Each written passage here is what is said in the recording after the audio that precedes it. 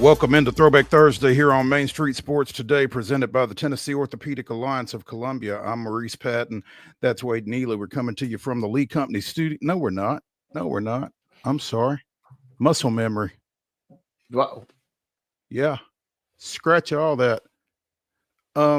We are coming to you from our homes today and happy to be here with you for the next couple of hours talking local, regional, and national sports topics. And I got to get on track. Wade, save me.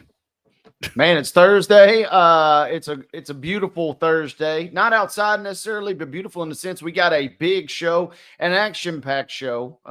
Get to throw it back a little bit, get to look forward a little bit. Super Bowl, a couple more sleeps away. College basketball rolling. I mean, it's a busy time of the year and a big show. There's plenty going on. Absolutely. Big show, like you said. In the next hour, we will be joined by Ben McKee of Go Vols 24/7, talking little Vols.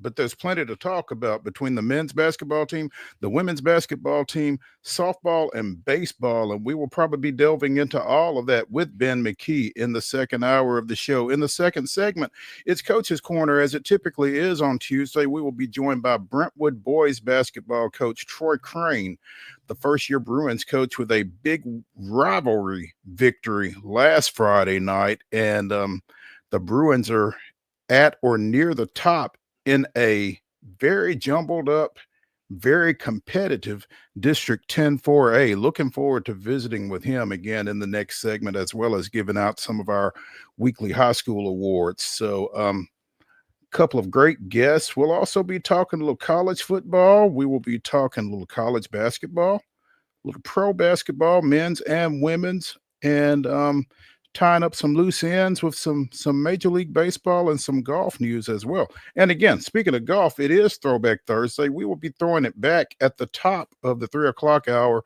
to a recent conversation that we had with former Brentwood Academy golf standout Blades Brown, who is now out plying his trade for money. So we were excited to get a hold of him here recently and excited to, again, throw it back to that conversation at the top of the second hour. So, yeah, we got plenty going on today. And you mentioned Throwback Thursday. You mentioned golf. This is the one tournament of the year where you're allowed to throw them back. So I'm pumped to get into that in the second hour as things get rolling here. Absolutely. So, big show. A little gloomy looking outside, but it's not cold. So there's that. If you have to get out, it's just take your umbrella, but at least you won't freeze. So let's go ahead and dive into today's show with yesterday's results and today's schedule on the rundown. This is the rundown. Strap up, boys and girls. The rundown is here, and it is off and running here on Main Street Sports Today. Wednesday scores on the Thursday rundown. There we go. Women's basketball action last night. Lipscomb defeating West Georgia 92-75 was your final tally there. Lipscomb completes the sweep as the men knock off West Georgia 76-67. University of Tennessee defeats Missouri last night. Got a little close down the stretch, but Tennessee hangs on and wins it. A shootout by those two team standards, 85-81 on the hardwood last night. North Alabama with a nice win, 74-64 versus Austin Peay. And Belmont with a massive win knocks off Bradley 80-77.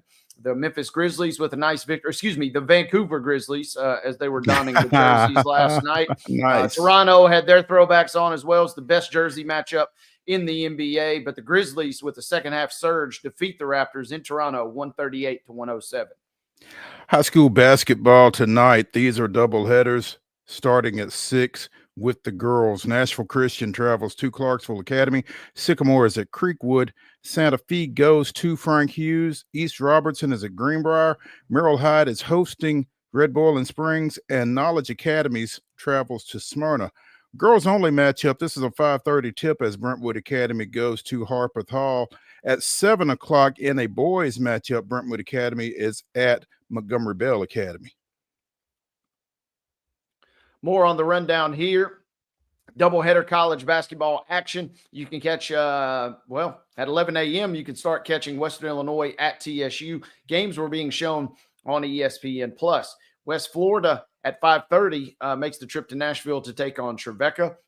Fisk will be on the road tonight, taking on Wilberforce. That's up in Ohio. And again, those get underway at 5:30. More 5:30 doubleheaders as Bethel travels to Cumberland for a Mid-South Conference showdown. And UT Southern is on the road, not quite New Orleans. They'll get there eventually, but they're at University of Mobile at 5:30 tonight. Women's college basketball action. UConn at Tennessee at 5:30. Game's going to be shown, as you might expect, on the Big Dog. It'll be on ESPN Plus this evening. Austin Peay will be at Queens at 6 p.m. That's on ESPN Plus. Also on ESPN Plus tonight, Jack State at MTSU. Game gets underway at 6:30. At 8 o'clock tonight, it'll be Vanderbilt at Texas, and you can see that one on the SEC Network. Men's basketball action this evening. The MTSU women are at home, so that means the MTSU men are on the road. They'll be at Jack State. Massive Conference USA showdown that kicks off at 6 p.m. and will be shown on ESPN Plus. Hey, Wade, before we check out, we've got a final on that TSU Western women's game as TSU won that 70-66. I'm efforting for men's score. Oh, that one doesn't start till 7. So that was a day-night doubleheader, as they like to say in baseball. But the women are done. The Lady Tigers did get that win 70-66. So good win for TSU, and we'll see. We'll keep tabs on the men again this evening. So tack that on to your 7 o'clock tip tonight for your men's basketball. That concludes our Thursday schedule. And ladies and gentlemen, that concludes today's rundown.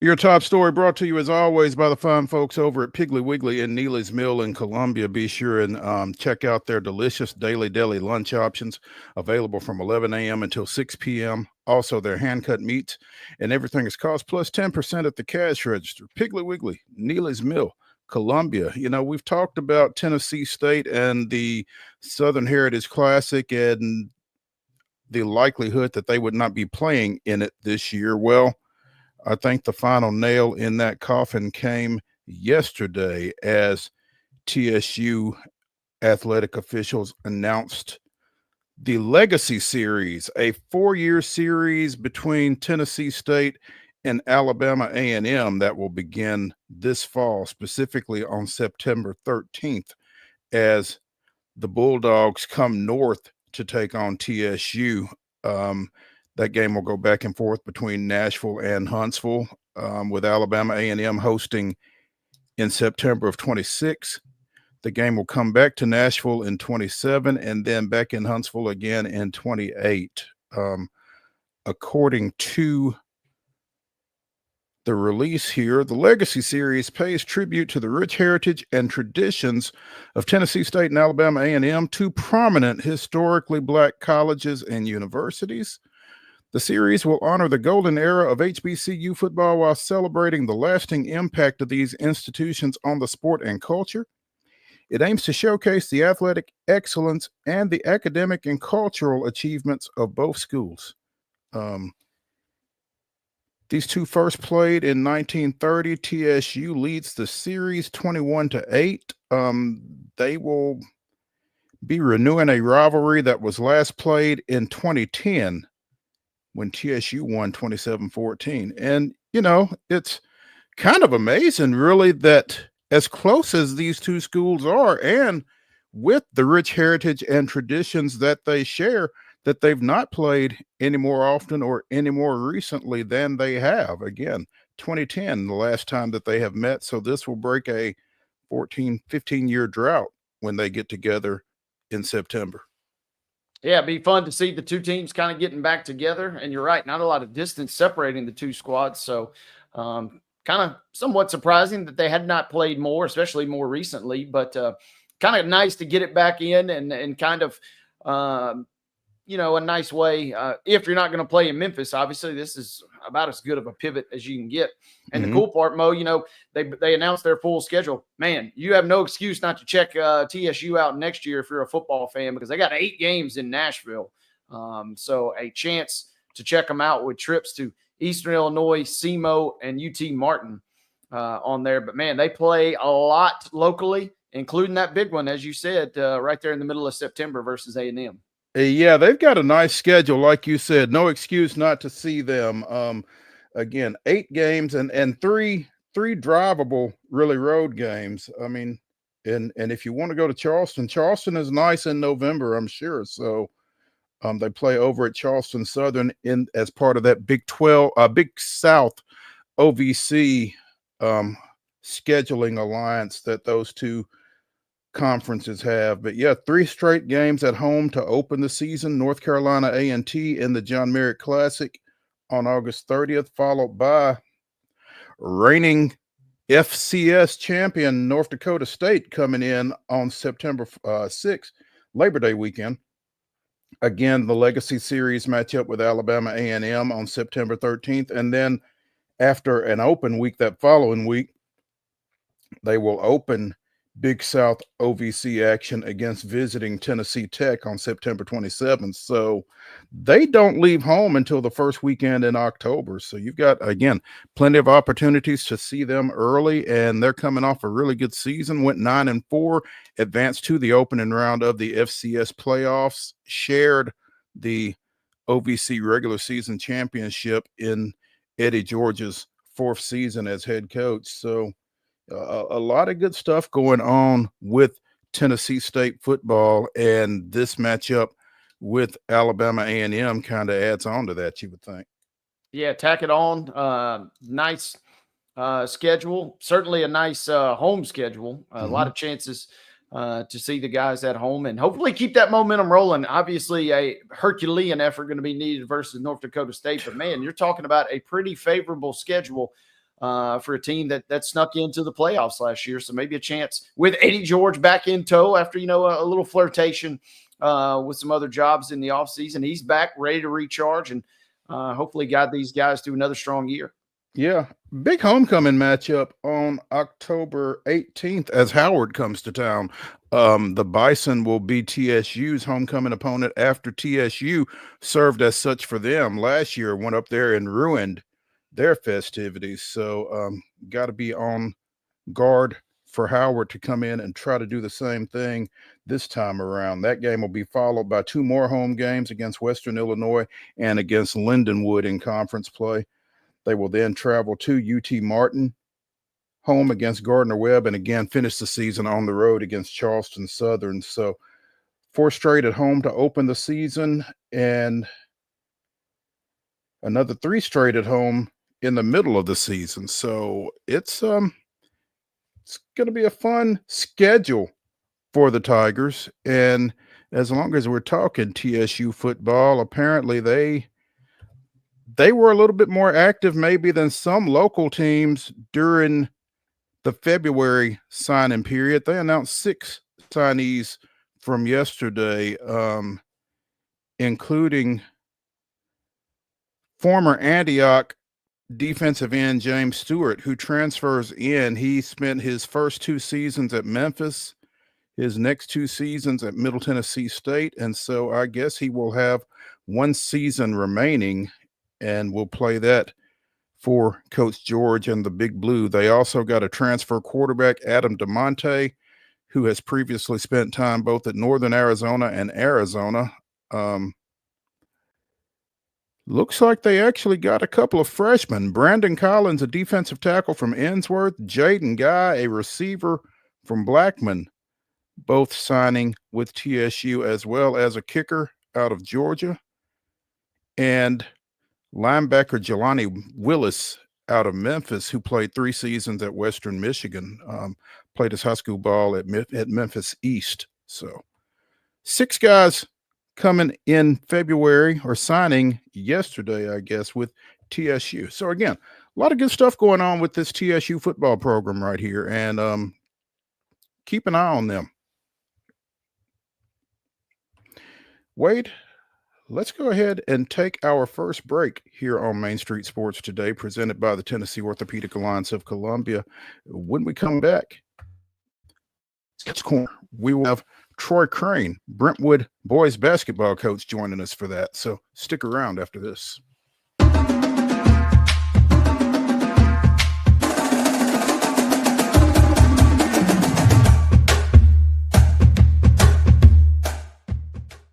Whether you're an athlete or a weekend warrior, when it comes to your performance, don't settle for anything less than excellence. We're proud to announce that Mid-Tennessee Bone and Joint Clinic is now Tennessee Orthopedic Alliance of Columbia, where we are redefining sports medicine and orthopedics. Tennessee Orthopedic Alliance's team of expert sports medicine physicians understands the unique demands of your body. TOA Columbia specializes in personalized orthopedic care, offering state-of-the-art treatments for everything from sports injuries to joint replacements. Learn more at toacolumbia.com.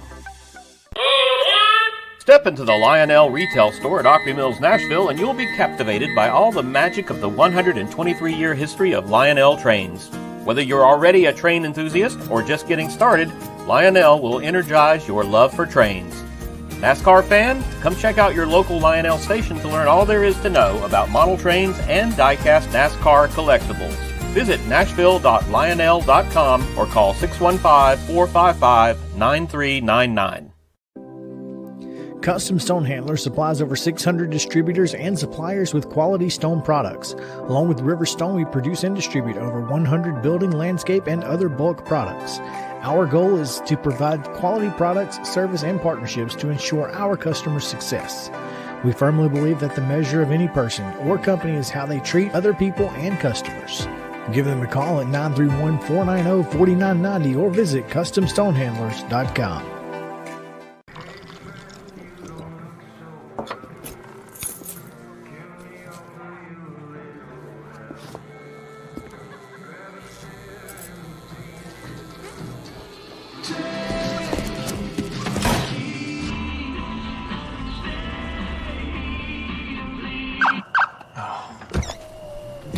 You're seeing the signs too, right?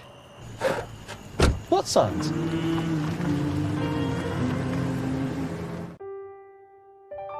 This holiday season, the largest lantern festival in the country returns to Nashville Zoo. Experience more than 1,000 all-new, handcrafted lanterns, towering creatures, magical worlds, and a North Pole village. At the center of it all, the Smashville Ice Rink. Welcome back to Zoolumination at Nashville Zoo. Bigger, brighter, and better than ever.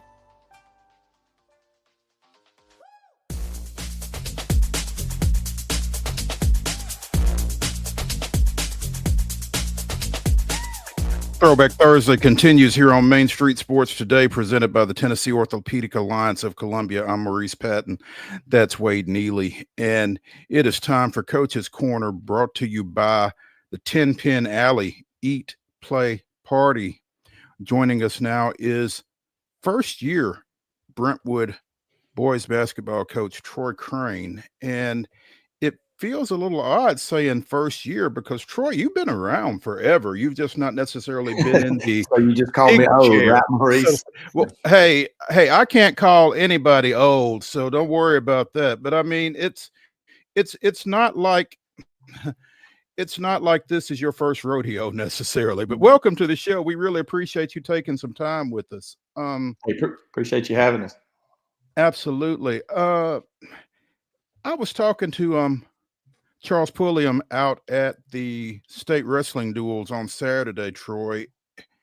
Who's going to win your district? And I know your answer is Brentwood, but I mean, it feels like everybody is so good and everybody's kind of beating up on everybody on any given night. And it's got to be kind of tough to have a feel for who's going to emerge from this thing.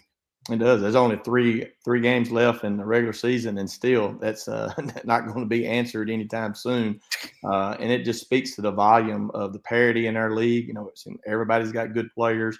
It's one of the most well-coached leagues I've been in. We were joking the other day, me and Coach Bond, as a lot of years, you know, you would really fight and claw for that 1 or 2 seed going in district tournament because that would give you a huge advantage because you could really basically have a cupcake, you know, to punch a ticket, get to the region. This year, there is no benefit to being 1 or 2 or 3 or 4. I mean, the only benefit you're going to get if you can be in the top 4 is to get to play at home, but you're going to be in a dogfight no matter who you play. And it's been that way all season long. I'm trying to grab the standings, but I mean, you guys knocked off a really good Franklin team this past Friday night and took care of them pretty handily, 51-41 at your place. but Franklin's right there in the mix. Nolensville, you guys are 9th in this week's Tennessee Sports Writers Association's Class 4A statewide poll. Franklin is 10th. Nolensville is receiving votes. And oh, yeah, the defending Class 4A state champion is Independence. Yeah, absolutely. And they're the ones that don't get enough credit. They have quietly flown under the radar. They've been in the top 3 most of the year, and they're a really talented team. And as long as they got Tyler Lewis on their team, they're going to have a shot any night they play. And Coach Wilkins does a really good job with his group. And but you can just go down the list. I mean, Centennial's really playing well. Ravenwood's playing well. Summit's playing well.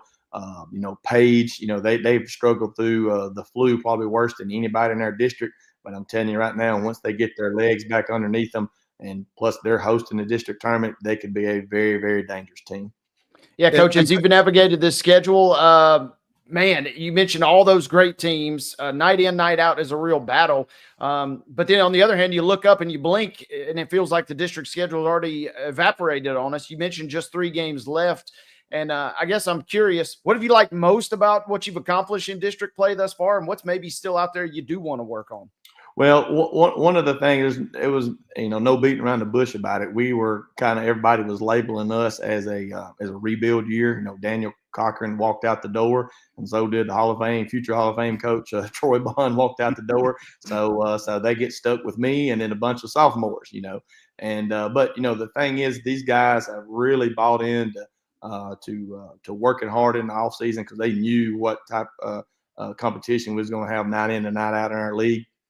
And we've changed the style of play on offense. Our guys, used to, we were running 80 man sets to pound it inside to Daniel Cochran every game. And really nobody got guarded outside the 3-point line just because we struggled to shoot the ball. And some guys really took the challenge to work on their 3-point shot in the offseason.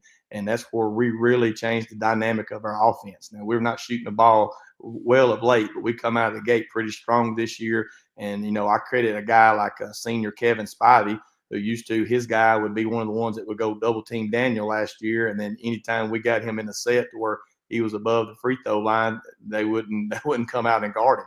And now he's shooting around 40% from the 3. So he's really elevated his game. And then just our ability, I think, to shoot the 3 and to be able to stretch that floor to give us some rim attacks when teams do come out and guard us and knock us off that 3-point line. And then you got a guy like Davis Cochran, who's a sophomore. And early on, he was the true definition of a Euro big man. He didn't like getting inside that 3-point line very much, but he's really grown into that role of getting down and getting his post touches, and he's starting to get double teams and things like that. And where he's really grown as a player is his ability to throw out of those double teams and find the shooters, like a Jackson McCutcheon, and a Hudson McKnight and a Luke Matthew and Parker Emerson, so those have been really, really big for us down the stretch. Troy Crane, first-year coach at Brentwood, joining us here on Main Street Sports today on Coach's Corner, presented by 10 Pin Alley. You talk about Davis Cochran, Coach, and he and his brother didn't necessarily have the same game, but it looks like you said he has developed into more of an inside presence for you as the year has progressed. And again, that game last week against Franklin, he and Christian Brown really banged against each other a lot. Yeah. Well, that was good experience for him. Christian has really brought out the best in him, as a player, because, you look at Christian, just how much his body has changed from year to year. I mean, you can tell how hard he works in the weight room in the off season, and he's going to be a tremendous player. And his best basketball, I'm telling you, is going to be, as he goes on to that next level. He's got a lot of respect for him in his game, and that has really helped, elevate, Davis's game. Davis sees how well you got to take care of your body and work in the weight room. And he did a really good job this offseason. He's still got some work to do. He's still growing. I believe he's grown 2 inches since the season started. He can stand straight up and scratch his kneecap. So that tells you that he's getting pretty tall and rangy there. But nah, he's really grown into that. And Davis has always been a guy that has shot the 3 really well, even when he was in middle school. And he came in and he did that, but he's really finding out now, really for him to grow as a player and play at that next level and be a true stretch four that his game really kind of allows him to be. He's going to have to be able to score on some paint touches and things like that. And then, like it or not, teams are, when you're the leading scorer in a team, people are going to game plan for you and they're going to double team you. And he's doing a really, really good job, of passing out of those double teams and then being able to relocate and move without the basketball to find opportunities within our offense to score. Coach, you talked about Troy Bond walking out the door, retiring after, what will be a Hall of Fame career, as you said. Brentwood advancing to the state quarterfinals last year, finishing up 20-13. What's this adjustment been like for you? I'm always fascinated when assistants slide into head coaching roles. Somebody referred to it to me once as the 18-inch slide from that assistant chair to the head coaching chair. And as you go from making suggestions to making decisions, what's that been like? Well, Coach Bond and I, for those you don't know, he and I were together for 21 seasons. We really had we're friends outside of basketball, but our relationship and being able to work with one another. He ran the defense and I ran the offense, and just being able to help me grow as a coach. Whenever I would game plan and stuff, he would go run the scout team defense. And he'd be like, coach, I don't think that might work tonight. He was trying, and a lot of his ability to guard our stuff in practice really helped me grow and also helped our players grow. And then, just having that freedom, I think all these years of being his offensive coordinator, so to speak, it kind of made this next step, my basketball career a lot easier than probably what it would have been if I hadn't had that experience. And then also too, just his mentorship. I mean, he mentors, me all through the season here. He still is in the building at Brentwood High School, so I lean on him a lot. He still helps me watch film. We do a lot of chalk talk. He'll tell you what you think, whether you want to hear it or not, and that's been really good because it helps me to continue to grow and helps put me in position to help make our team better. So that's been a really, really big asset to have. Coach, as you kind of navigate the remaining few games and then obviously get into tournament, I love talking to the basketball coaches in particular because we talk about the non-conference schedule and how it's kind of prepared everybody for maybe a postseason run. I don't necessarily know that you guys even have to worry about that in a sense because it feels like getting through this district enough is going to give you guys enough seasoning to maybe see almost anything you're ready for in the postseason, it feels like. Yeah, our district does well enough about getting you prepared for postseason. So that is true. But the thing that concerns me the most, is we're undefeated at home in the district, knock on wood. But we going into that Page game, we were 1-3 on the road. So we have not played well on the road. A lot of that has to do with the environment, that our guys have played in. Our first road game of the year was at Centennial. And it's kind of that lull where you're just coming out of football season and people ain't quite in the basketball mode yet. So really the crowd at Centennial was probably a good 50-50.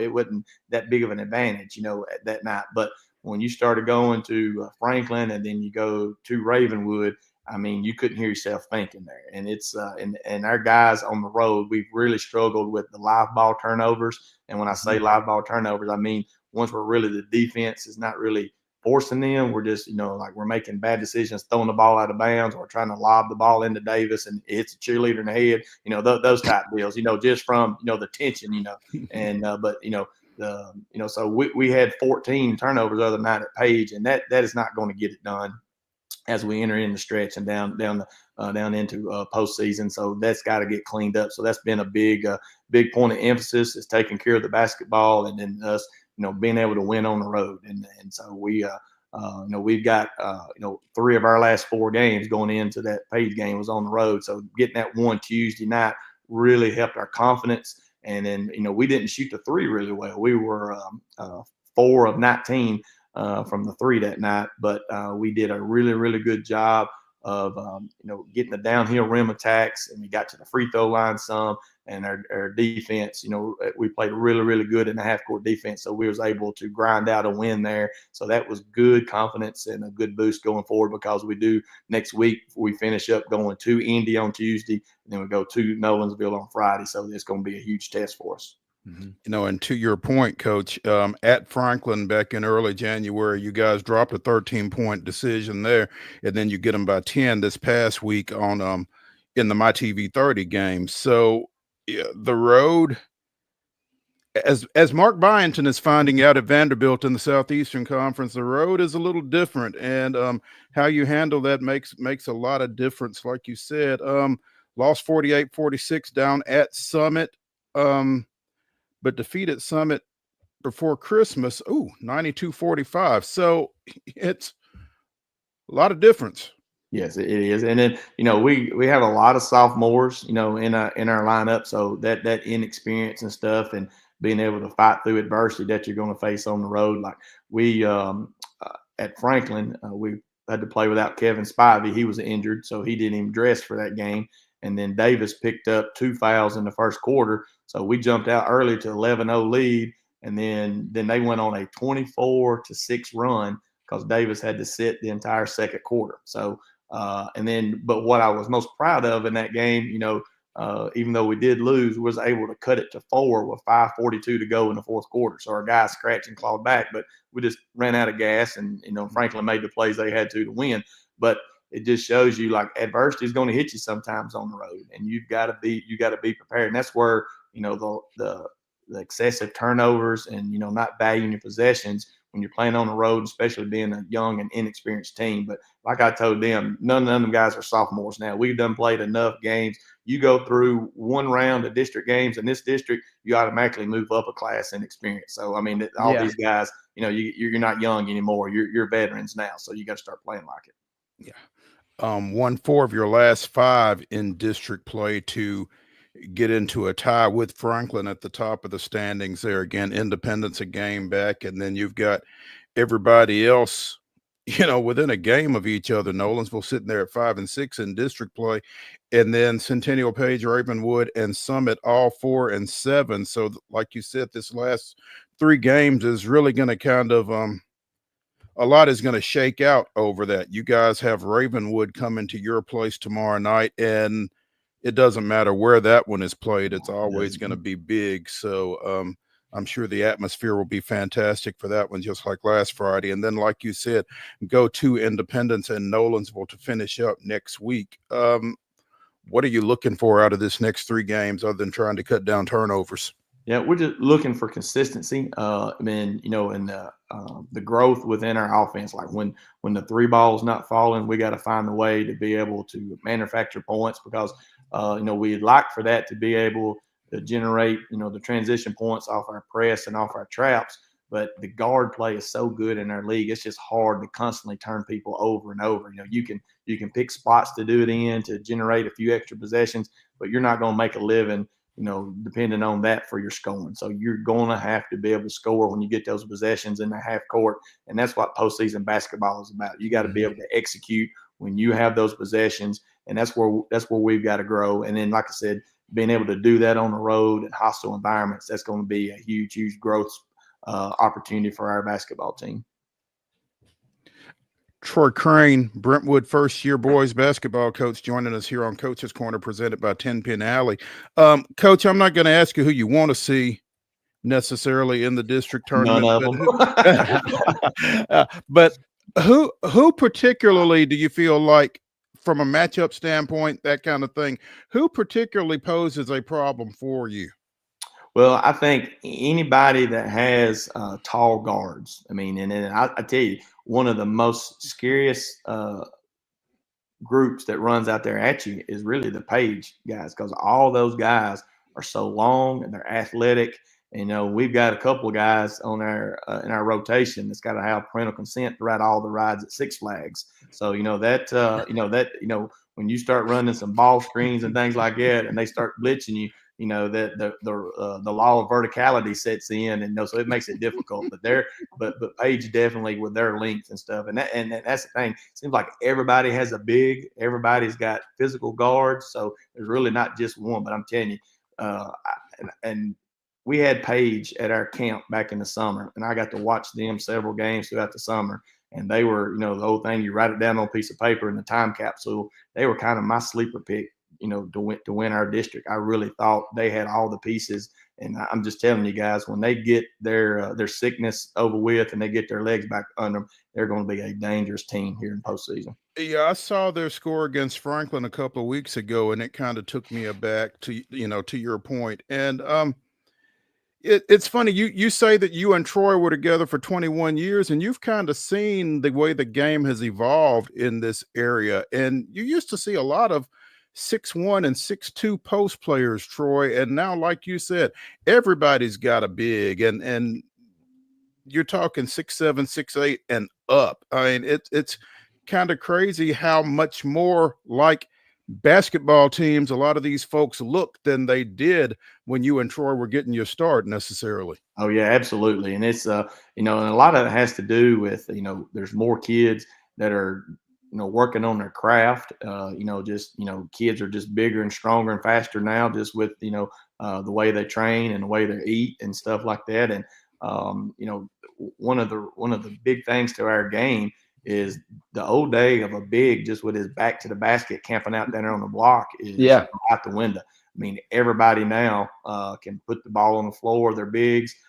They can catch and shoot the three. We was joking going into the Franklin game. I said, now, dadgummit, guys, every year I've coached at Brentwood, Christian Brown has hit a three at the top of the key. And I said, when they said a rub ball screen, you guys have got to knock him. I'm tired of seeing him make one. And luckily, that's the first time he hasn't hit a three against Brentwood since me and Bond has been there. So that was good to see. And then you take a guy like Jeremy Moore, dadgummit, he goes and takes his big and turns him into the point guard. So now you can't trap him because he can throw over the top and get numbers on you. So it just shows you how well coached our league is, because they find those pieces and those mismatches, and they know how to move them around to be able to attack different people in our league. So, Coach, now that Troy is kind of taking an advisory position with you, who is your defensive coordinator now? Well, I've not turned that over yet. Now I've got a very talented staff, and and these guys do a great job and stuff. But I'm still there's it's a trust factor. It took me Bond didn't just give me the keys to the engine there for a while, so I had to earn it. And these guys are doing a really good job. And I got a guy in the building, Trevor Ayers, who's also a special ed teacher there at Brentwood High School. He does a really, really good job, and also is our head JV coach. And then luckily I've got some Brentwood guys. I got Jacob Adcock. He's been Bond hired him when we first come to Brentwood, so he's been in our coaching staff now for 4 years. Then Kellen King, who's a former player at Brentwood, he's on staff helping us. Does a lot of guard and skill development during our open gyms and stuff. And then Ryan Hood, who's also a former player there, does a really good job. And he's helps Jacob Adcock, run our freshman program. And then got Dominique Prather, who helps, he helps with JV and then helps also on varsity. And then he's also in the building as a special ed assistant, and he helps coach football. So he's got a good relationship with all those guys. And that's the thing I'm very fortunate about having these guys on my staff, because they love these kids. And then also too, they love Brentwood High School. But yeah, for that standpoint, it's funny because I'm still mopping floors. I'm still washing laundry, cleaning toilets. And, only difference I feel like now, because I get asked that question all the time, is I get to stand up to yell now. That's really the only difference. Troy Crane, Brentwood boys basketball coach, joining us here on Coach's Corner, presented by 10 Pin Alley Eat, Play, Party. The Bruins, again, ranked number 9 in the Tennessee Sports Writers Association Class 4A statewide poll this week. Close out the week with a big matchup tomorrow night against visiting Ravenwood before going on the road at Indy and at Nolensville to finish up the regular season. Quarterfinals are at higher seeds, and then everything goes to Page, Coach. Is that right? Yes, sir. Okay. All right. So things are winding down. Postseason is looming, and Brentwood, per usual, is in the mix. Coach, we appreciate you taking some time with us this afternoon, and look forward to keeping an eye on y'all as y'all advance through the postseason. I appreciate you guys having me on, and we appreciate what you guys do for high school sports. Yes, Thank sir. you, sir. All right. We'll catch you up. Before we dip out of this segment, we want to recognize our weekly award winners, starting with our Custom Stone Handlers In to Win Life Team of the Week. Besides the military, there is no greater team building function than athletics. Custom Stone Handlers invites you to get in the game.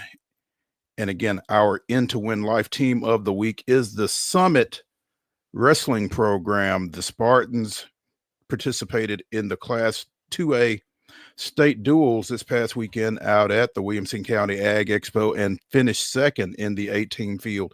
Defeated Houston in the quarterfinals, defeated Halls in the semifinals, and lost, as everyone does, to Cleveland in the championship. Cleveland winning state duels championship for the 8th straight year. But fine effort by the Spartans out there, and they are our Custom Stone Handlers In to Win Life Team of the Week.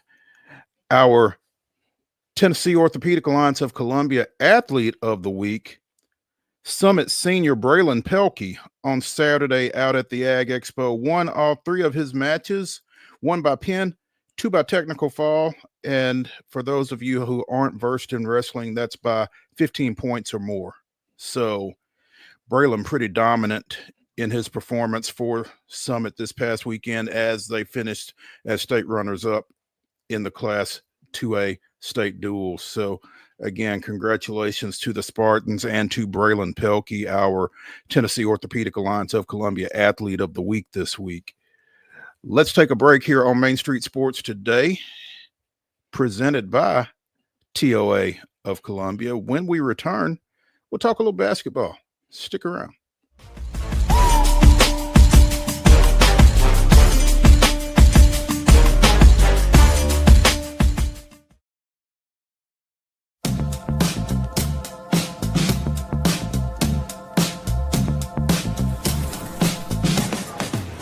Do you want to be a bad man? Yes, you do. Do you want to taste sweet salvation underneath the summer moon? Do you need another hand now? Yes, you do. Go see Miss Josie down on Columbus Avenue. All right, Columbus Avenue. At Delta Dental of Tennessee, we know our success begins and ends with providing superior quality service, and that includes serving those who need it most. This year, we're celebrating 25 years of giving back to the community we call home. Delta Dental, along with our Smile 180 Foundation, supports Tennessee's dental colleges and oral health education, children's hospitals, free and reduced cost dental clinics, and other like-minded charities. Here's to the next 25 plus years of ensuring healthy smiles.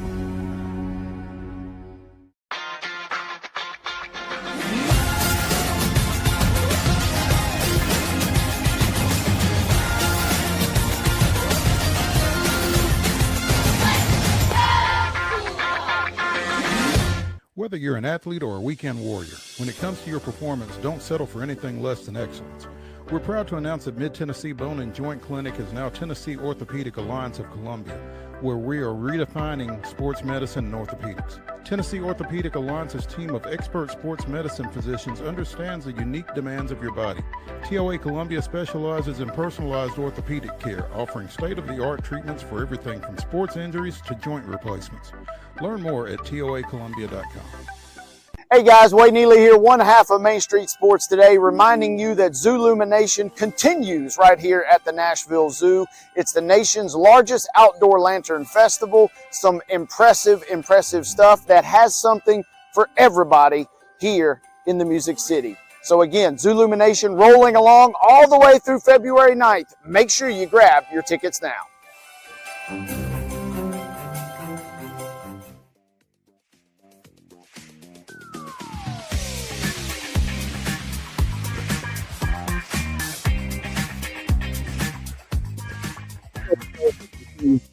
Street Sports Today, presented by the Tennessee Orthopedic Alliance of Columbia. At the top of the next hour, we will throw it back to a recent conversation we had with professional golfer, former Brentwood Academy standout Blades Brown. So looking forward to that. Be sure and stick around for that. That will be in the next segment. Right now, though, let's talk a little basketball. Let's start locally.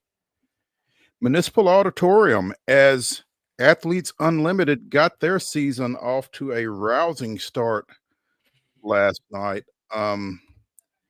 Becky Hannon was in the building, and a lot of other WNBA players were on the floor, including Maddie Siegrist, who scored a game-high 23 points as Team Harrison, Team Izzy to us, defeated Team Colson 77-66 in the finale last night. The early game was a bit of a blowout, and their website doesn't really help me in terms of getting to that stuff, but hang on just a second. It was a blowout in the final score. Yeah. But that's the beauty of this thing is, depending on how everybody played individually, you may have said, "Hey, forget you guys. I had a pretty good game. I'm still on pace to get my check at the end here." As we are fond of saying on this show sometimes, I didn't lose, y'all lost. I can't find that other score, but it was like 114. I think Team Westbrook 114-72 for Westbrook. Yeah, Westbrook won over Bell. They won every quarter. Yeah, they dominated from start to finish, it looks like. Okay. All right. And so again, we've got 2 games tomorrow at Municipal. It's Team Colson and Team Westbrook at 5. Team Bell and Team Harrison at 7:30. Those games can be seen on FanDuel Sports and on the WNBA app. And then they wrap up the week Saturday with a pair of games that will be shown on ESPN Plus. Team Colson and Team Bell at 5. Team Izzy and Team Westbrook at 7:30. So be sure and check this out. A lot of fun stuff. I mean, we had a great time being able to talk to Megan Perry, the director of basketball, and to Isabel and Dory Harrison, who are both playing in their hometown for the next month. So we got to check back in and see how many tickets they wound up having to come up with, Wade. Yeah, we need to get an official roster count for the Harrison unit because figured to be well represented. In all accounts, seems like a pretty good night last night. Man, they had a busy day. Obviously, it was opening day for the league. We talked about they're having opening ceremonies. Talked about hopefully having a good product on the court. But they were at Nissan Stadium yesterday, had a big kind of press conference / National Girls and Women in Sports Day kind of gala in the midday to kind of kick things off. So if you thought Athletes Unlimited was kind of just, hey, here's our product and we're just going to roll it out and see what happens. Now they kind of went all out yesterday, and hopefully this will pick up some steam. Had a couple random friends that were texting asking if I was watching. Didn't get to catch the first game, but as soon as I got back from the gym, flipped up some of the second game. And you're right, it was a solid effort. But I'm curious, the leaderboard aspect of this is what will make it really fascinating. Mm-hmm. Absolutely. And Kia Nurse, no shocker, but after hitting 6 threes last night, she sits atop the overall leaderboard at the moment. She is atop the leaderboard, followed by Ty Harris, Crystal Bradford, and Maddie Siegrist. So right now they are in line to be next week's captains. Obviously, with 2 games remaining to be played, that's subject to change. So a lot to keep an eye on, obviously, as you navigate this Athletes Unlimited schedule, and we'll be doing that. I'm really intrigued by this whole thing, so we will be keeping y'all informed as best we can. Women's college basketball tonight. Number 24 Vanderbilt goes to number 4 Texas. Another challenge for the Commodores coming off of that loss at home to Ole Miss on Sunday. Yeah, it's a tough road to hoe, really for anybody in the league, not saying South Carolina, but especially for Vanderbilt, who's trying to, every win is precious for them. And Texas is favored by almost 16 tonight. So Vanderbilt's going to have to deliver a pretty Herculean effort versus one of the top teams in the nation. Vanderbilt, before that Ole Miss loss, had won its last 4. Getting back in the win column, like you said, not going to be easy. And they've got a week off after this one before Mississippi State comes to Memorial Gym. So it'd be nice if they could go out there and certainly put up a solid effort, just so that they don't have to be sitting on back-to-back subpar outings for a week. Speaking of Texas, though, maybe Vanderbilt can get some of the same fortune that Arkansas did last night going into Austin. The Razorbacks, starting 1-6, pulled out a 78-70 victory and kind of re-sparking possibilities of an NCAA bid. Yeah, Arkansas kind of, rallying just a little bit. And just when you thought they were kind of, dead and buried and gone. And we talked about, they'd had some tough luck with injuries, Flam being out pretty much indefinitely, it seems like. And all of a sudden, poof, here they come. Calipari making a late surge here, it looks like. Yeah.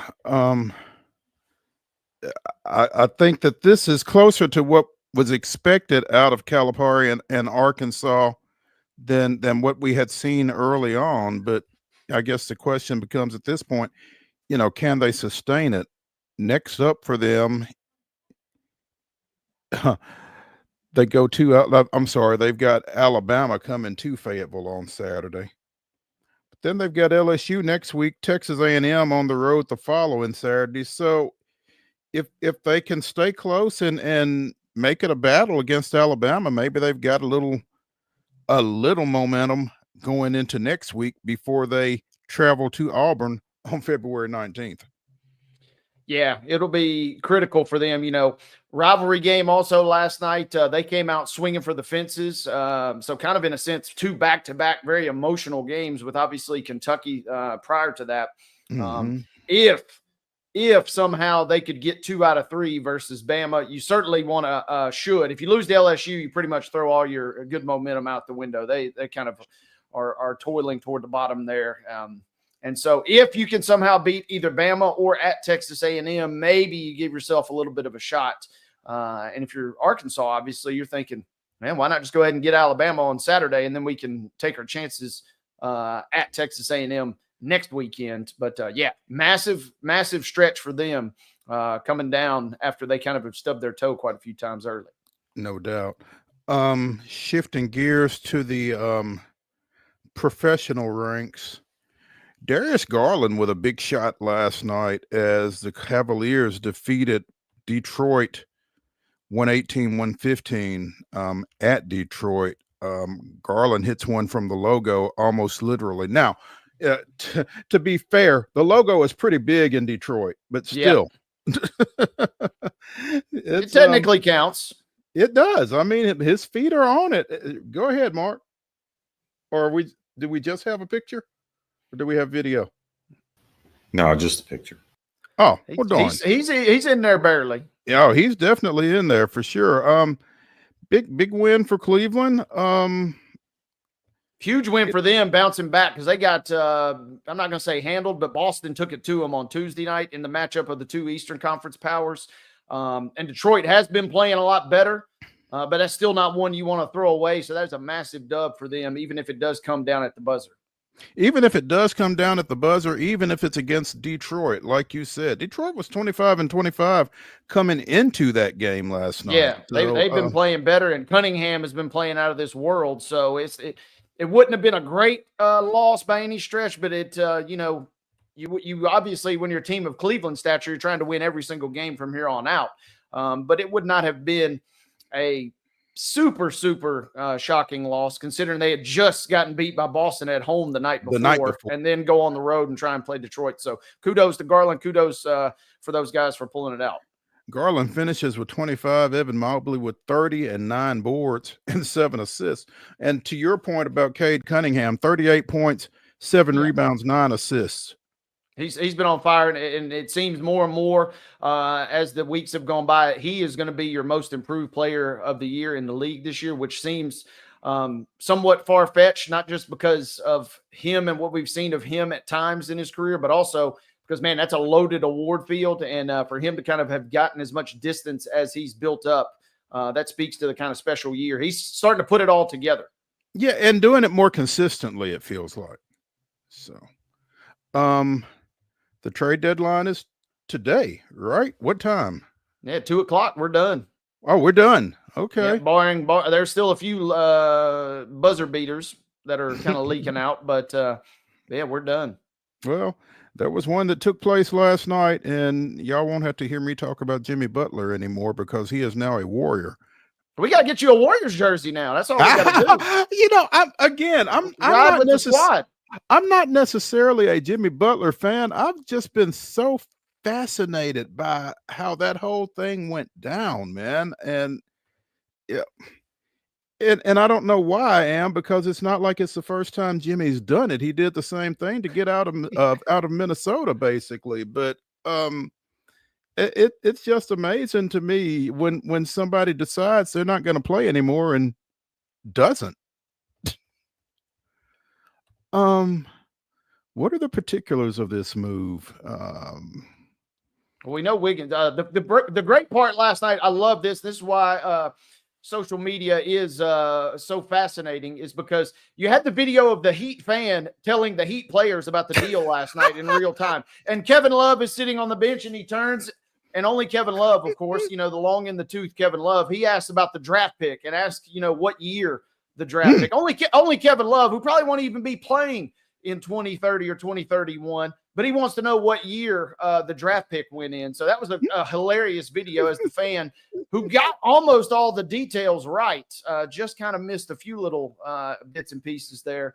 But interesting deal, because Butler obviously now going, kind of getting what he wants in a sense. He automatically re-ups his contract. Yeah. And so, one last ride potentially, I will admit, if the Warriors can sneak into the playoffs, whether that's even the play-in round or not. Butler and Curry could be certainly fascinating. On the other end of the spectrum, if it blows up and goes horribly, Butler and Draymond fighting each other will be pretty interesting. Or, Butler and Draymond tag teaming and fighting somebody like Sabonis on the Kings will be pretty fun too. So, I mean, this could be entertaining, if nothing else, down the stretch. Entertaining is a great way to put it. Maybe not in the way the NBA wants, but yeah, entertaining. Jimmy Butler to Golden State. Miami gets Wiggins, Kyle Anderson, PJ Tucker, and to answer Kevin Love's question, the Warriors 2025 first-round pick, unless it's in the top 10. This was a 4-team deal, so it would have been easy for said fan to get some of this wrong. But Dennis Schroeder goes to the Jazz. Lindy Waters III and Josh Richardson go to the Pistons. So, and Schroeder has already gotten moved again since to the Pistons. So I mean, this is all kind of it's kind of like even on draft night, the NBA announces the trades, but they don't announce them till like 45 minutes later after they've been completed, because it's so chaotic. So you're better off not trying to break these deals down. That's why I give the Heat fan credit for at least attempting to fill in the main gaps last night on the sideline, because there's no way to know how this is all going to shake out. Jimmy Butler wasn't the only guy that moved last night. Dalton Connect is now a Charlotte Hornet, moved by the Lakers in exchange for Charlotte center Mark Williams. Also coming east is Cam Reddish. So, Charlotte with Connect, and when Brandon Miller gets back next year, they got a nice little nucleus there, it feels like, all of a sudden. Yeah, you at least got something that gives you a little hope, right? And this is going to be the fascinating thing on this move. Man, Snoop Dogg is going to be upset because he had just coined West Side Connect, and he was real proud of giving that moniker. But so be it. He's gone, and he had fallen borderline out of the Lakers rotation. And a couple months ago, there was a 2-week window, and we're talking about him maybe winning Rookie of the Year. And then flash forward 2 months later, we're talking about him maybe getting sent to the G League in LA. So this, if nothing else, gives him some extra playing time, a chance to see what he's about. And on the Lakers side of this is going to be the fascinating thing for me, because Mark Williams has the length, he has the explosive ability, but what he's not had is consistency. He's kind of been in the Embiid realm, where he's only played 40% of his games roughly through his 3-year career. But if he's healthy, having Luka and LeBron tossing him lobs on a nightly basis could be entertaining. The Lakers traded pretty much every asset they had in the future going forward to kind of complete this deal. So they're kind of out. They're kind of tapped out for the time being. And if Williams is healthy, it'll be entertaining. And yeah, Connect will get a little extra run perhaps in Charlotte. And the crazy thing is Williams is halfway through his third season, Mo, and he's still younger than Dalton Connect. Wow. Williams averaging nearly a double-double, 15.6 points, 9.6 rebounds for Charlotte. So, again, if he can continue that consistency with the Lakers, maybe they got a chance to make something out of this situation, pending when Luka gets back, I guess. Yeah, talk already of him potentially. Funny how this works, right? They're playing on ESPN Saturday, and they're already talking that he might be suddenly available for that game on ESPN Saturday. So just mysteriously going from, maybe out until the All-Star break to suddenly Super Bowl weekend, he's magically healthy. So it is going to be fascinating. I don't necessarily know this improves the Lakers a ton, all of these moves for this year. But the main thing is this at least gives you a little glimpse into the future of post-LeBron, which is sooner than later. Even the most diehard Lakers and LeBron fans have to admit. So you at least have a little sense going forward. I don't know that this even buys you an extra round in the postseason this year, but you're going to be pretty entertaining. Probably still nice and comfy in that 4 to 5 seed range in the West. Probably still get bounced in the second round, but also you get a little competitive this year and you get to build forward for the future. There we go. Hour number 1 of Throwback Thursday is done here on Main Street Sports Today, presented by the Tennessee Orthopedic Alliance of Columbia. When we return for hour number 2, we will be throwing it back to a previous conversation that we had with former Brentwood Academy golfer, current professional Blades Brown. Stick around for that after the break.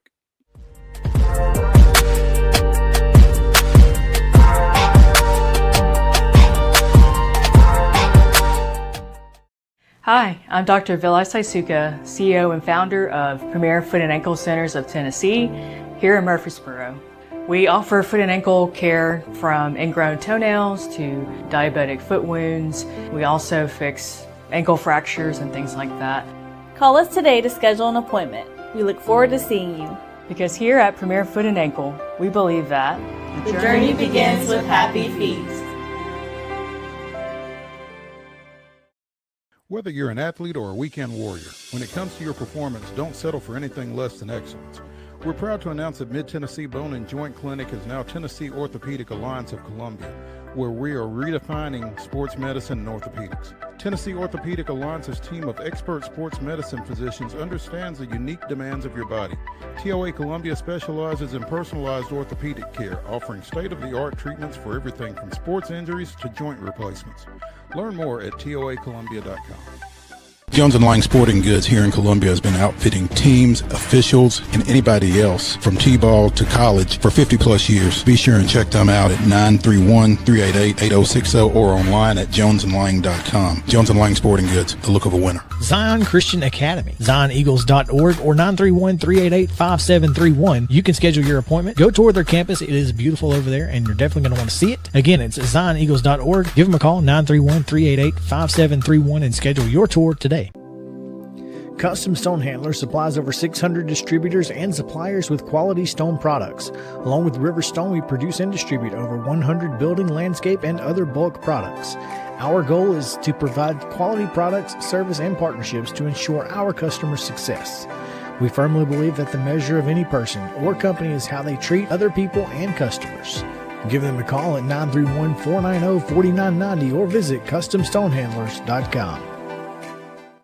Piggly Wiggly, located in Neely's Mill Shopping Center, is Columbia's locally owned and operated Cost Plus 10 grocery store dedicated to serving the community with low prices and smiling faces. Piggly Wiggly offers fresh, hand-cut meats daily as well as daily hot plate lunches from their deli counter. You're certain to see smiling faces and a helping hand when you're here at Piggly Wiggly. Come by and check out our fresh produce, high-quality meats, and more. Down home, down the street, we'll see you at the Pig. So Busy Bee is a very close-knit family. We fight just like every family does. We have arguments, but we always come out with a solution to the problems. We don't just fight about what we want, we fight about what customers need. We want to make sure that every customer we go to is more than satisfied. And that doesn't just start whenever we show up at their door. That starts when we show up every day at work. We want to make sure that we are serving our customers to the best of our ability.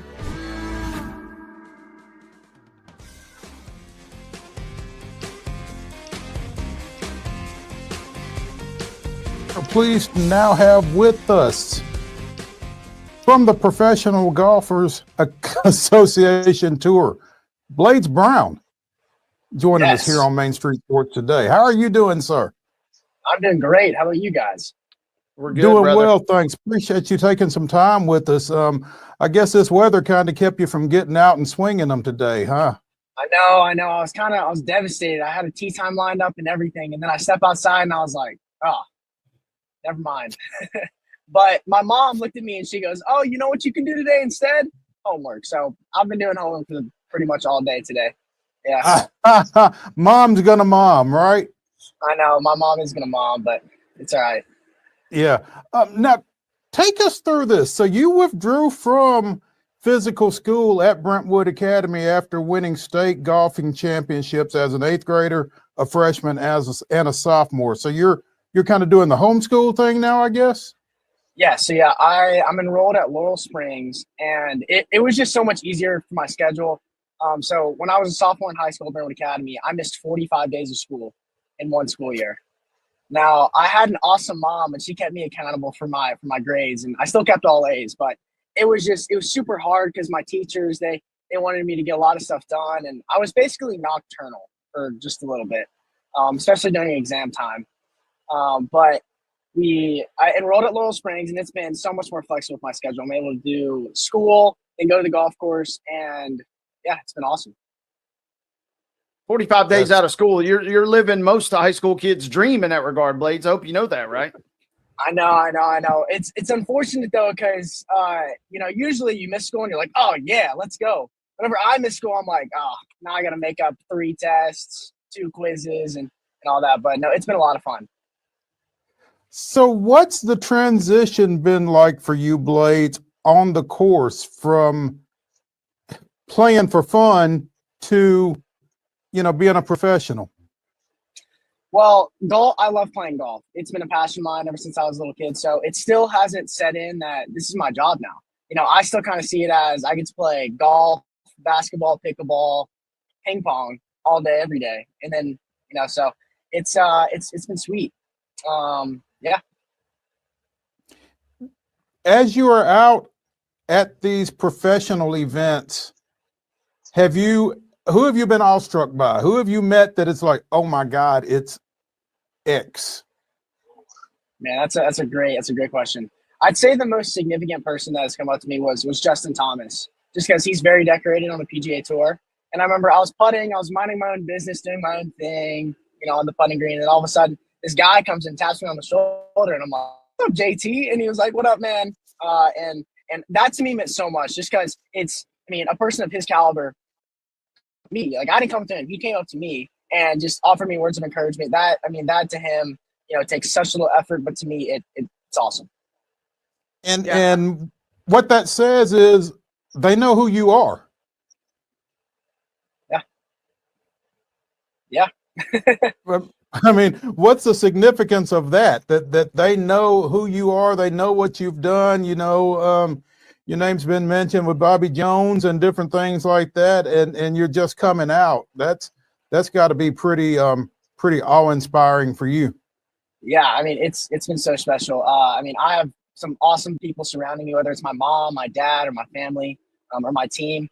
They've been such influential people in my life. Then also my sport reps, Callaway. I think their clubs are the best in the world. Like I wouldn't play if they weren't good. So, plus I play blades as well. I think that if I didn't play blades, it'd almost be a sin. So, yeah. Yeah, that's a smart move on your part, recognizing that that would not necessarily be good karma, I think, if you went another direction. Yeah. So props with the blades. Yeah.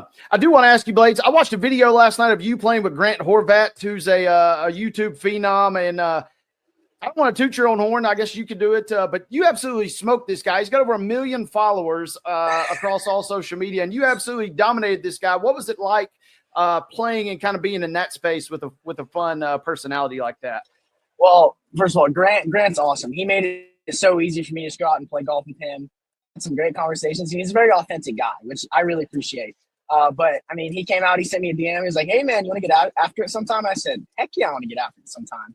And then Grant came in, and then he didn't give me any strokes, which I think he probably should have. But it was so much fun. We made a lot of birdies, and yeah, we had a day. Think you went 6 under. Think he went 1 over. So yeah, I'd say you got him pretty good over the course of that. One other thing I noticed in that video, he talked about your swing, and man, he was drooling kind of the fact that you kind of almost have that single plane swing down pat. I'm curious, how do you work on your swing? How much of it is natural, and how much are you kind of constantly tinkering with things? So I mean, I try to make golf as simple as possible. If you think golf not with simplicity, it can definitely get in your head, right? Like you got to think about, hitting the right amount of club. You got to think about so many external factors. So just simplifying golf has really helped me play and be successful. And I mean, yeah, so my coach and I, we've been working on, because, golf's a sport, right? So you got to be an athlete in order to play. And so my coach and I were working on the reaction part. So like whenever you play basketball, you're not thinking about your wrist angle. You're not thinking about how hard you're supposed to shoot it. You just react, right? Same thing with golf. So I kind of look at the target, whether I have a pitching wedge from 100 yards or 150 yards. I should be able to react and get the ball there. So that's what my coach and I are working on a lot. You mentioned during your play at the Amex that you relate a lot of golf to basketball, and it makes sense with your mom having the background that she does and that kind of thing. But take us through your basketball and how that has impacted your golf. I mean, I think that there are so many opposite parallels with basketball and golf. Whether it's conditioning, like you don't necessarily have to be in awesome shape. Well, I'm not going to say my mom's age, but she still plays basketball and she dominates. So I play with her a lot whenever she plays with these college guys, and it keeps me in shape. Kind of breaks up the monotony of just golf.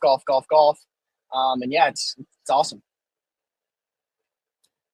Walk us through your play at the Amex, Blade, because Blades, your first round, you were even par, and we were talking about it on the show, and Wade's like, he's going to have to go low to get to the weekend. So all you do is run off a 64 in round 2. I mean, what's the mindset coming out of that first round and going into Friday's play? So yeah, the first day, I mean, I shot even par at probably the easiest golf course of the 3. And so it was a little disappointing, but I was just kind of getting my feet set. I know that I'm going to have a lot of professional golf. So the first one in the books was huge. I just got to get through the day, and for me, that was okay. And then the next day, I was really I was able to let go. And I did have a day. I'd made a lot of putts and hit a lot of great golf shots, but it was so cool to be able to say that I shot 8 under on the PGA Tour at my first event. So it was a lot of fun. Then the last day, started off hot. I was 3 under through 5 on the hardest golf course of the 3. And then, a few mental errors coming down the stretch unfortunately cost me the cut, but you win, you learn. And I definitely learned a lot about that week. It was certainly fun to keep tabs on you over the course of that weekend, Blades. And obviously it'll be curious to see what your next moves are. I do want to ask you though, jumping right into the professional ranks like that, have you made any adjustments? I'm real curious, the night before a big tournament like that, your first endeavor, walk us through your night's sleep, I guess, and your routine. Do you change anything? Or are you trying to keep things the way they have been thus far? Well, I think everybody has their own recipe for success. And one of mine is I got to make sure I get enough sleep. If I don't get enough sleep, then, my body's not going to function the way it is or it needs to be. Then I just say it all comes back to my preparation, whether it's because we got out there a week and a half early, just because there was 3 courses. And usually like that's a lot of golf. It's a lot of golf courses you got to memorize. It's a lot of golf shots you got to execute. So just knowing that I'd put in the correct amount of preparation for me to make me feel solid on come tournament day was huge. So I'd say that's kind of my preparation into each event. Blades Brown, professional golfer, joining us here on Main Street Sports today, presented by the Tennessee Orthopedic Alliance of Columbia. Blades, you've got to qualify for most of these tournaments going forward, given your status with the PGA. You missed it Miss Monday qualifying for the Farmers Insurance. What's your next Monday grind? So my next event that I'm in is going to be the Mexico Open, which is coming up in 4 weeks. So I better start channeling my inner sophomore Spanish classes that I took. So it's going to be awesome.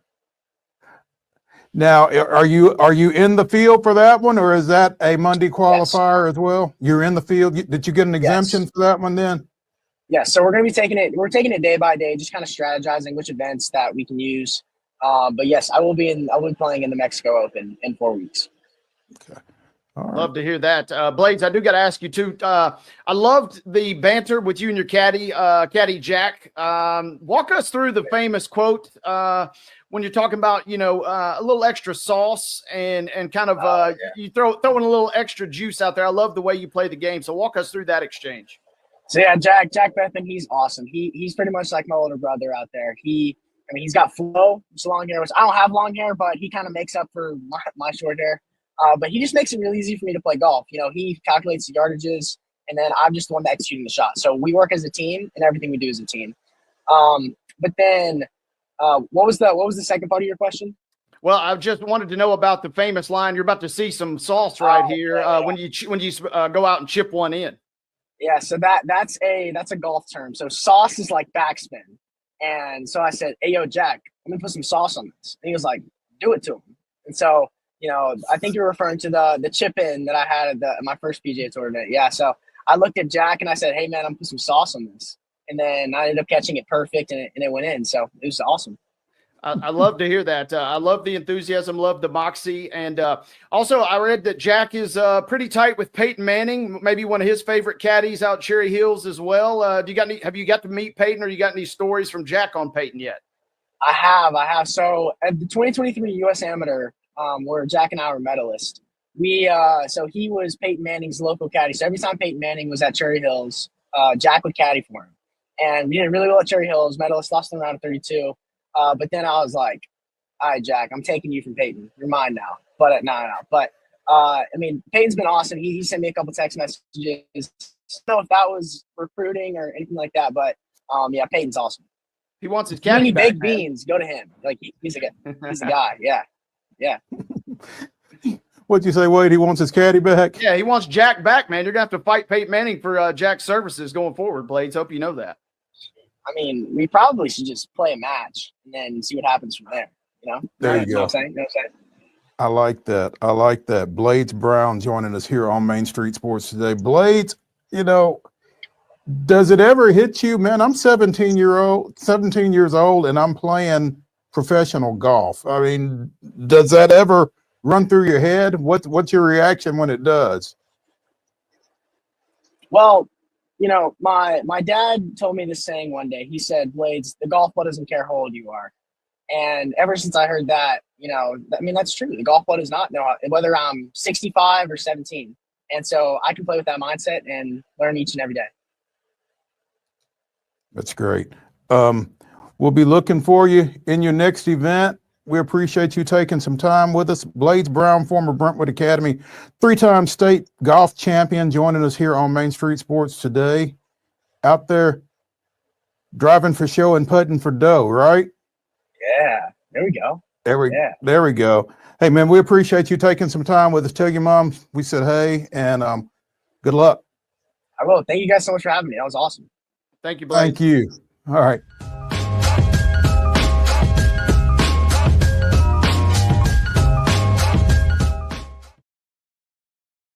Hi, I'm Riley, a certified physician associate here at Premier Foot and Ankle Centers of Tennessee.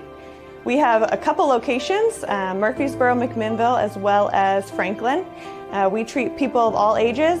We're excited to get you back on your feet and hope we can help you today. Call us today to schedule an appointment. We look forward to seeing you. Because here at Premier Foot and Ankle, we believe that the journey begins with happy feet.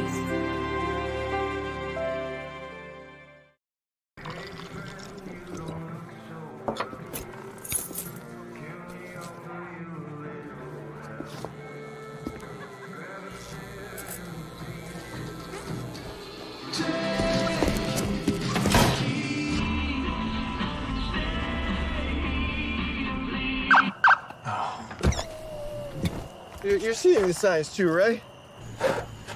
What signs?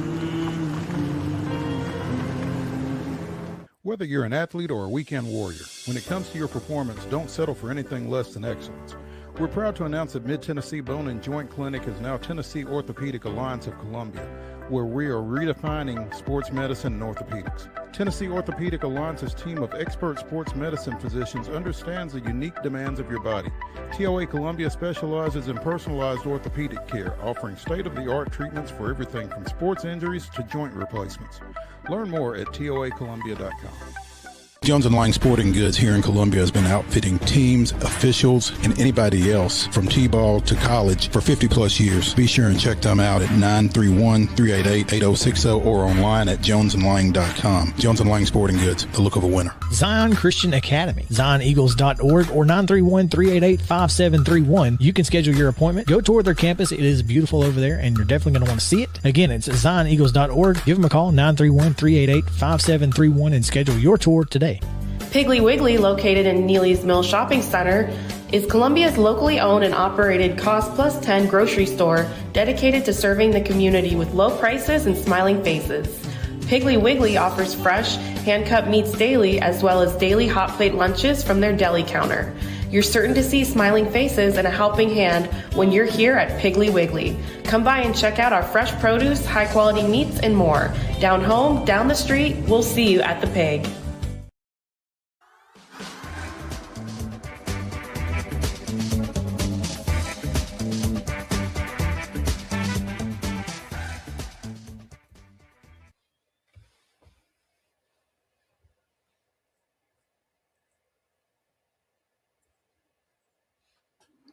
Hey, welcome back into the Throwback Thursday edition of Main Street Sports Today, presented by the Tennessee Orthopedic Alliance of Columbia. I'm Maurice Patton, that's Wade Neely, and we are awaiting the arrival of Ben McKee with Go Vols 24/7.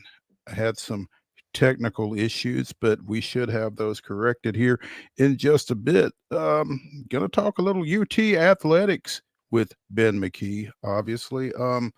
Couple of big wins for the Vols men's team in their last couple of outings, as they had to rally on both occasions to get past Florida and Missouri, both at home. And again, hoping to talk to Ben about some of that here in the next bit. Wait, again, last night they got off to a little bit of a slow start. It was almost a carbon copy of Florida, except they had Ziegler and Milicic. Yeah, and oh, baby, did they ever. This is the wildest stat.